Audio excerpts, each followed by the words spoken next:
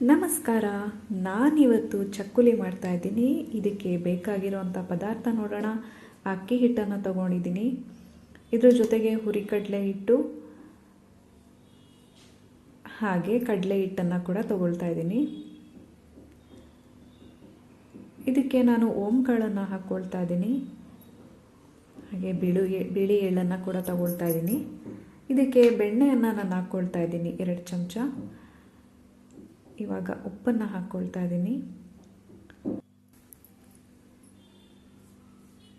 ಬೆಣ್ಣೆ ಎಲ್ಲ ಕಡೆ ಸ್ಪ್ರೆಡ್ ಆಗೋ ಥರ ಚೆನ್ನಾಗಿ ಮಿಕ್ಸ್ ಮಾಡ್ಕೊಂಡಾದ್ಮೇಲೆ ಸ್ವಲ್ಪ ನೀರು ಹಾಕ್ಕೊಂಡು ಇದನ್ನು ಚೆನ್ನಾಗಿ ನಾದ್ಕೋಬೇಕು.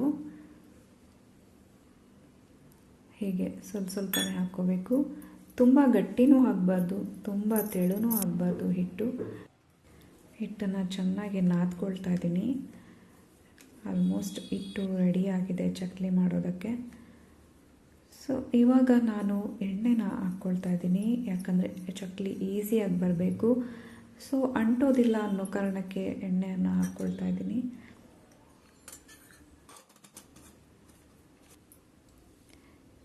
ನಾನಿಲ್ಲಿ ಚಕ್ಲಿನ ರೌಂಡ್ ಶೇಪಲ್ಲಿ ಮಾಡ್ಕೊಳ್ತಾ ಇಲ್ಲ, ನಾರ್ಮಲಾಗೆ ಮಾಡ್ಕೊಳ್ತಾ ಇದ್ದೀನಿ.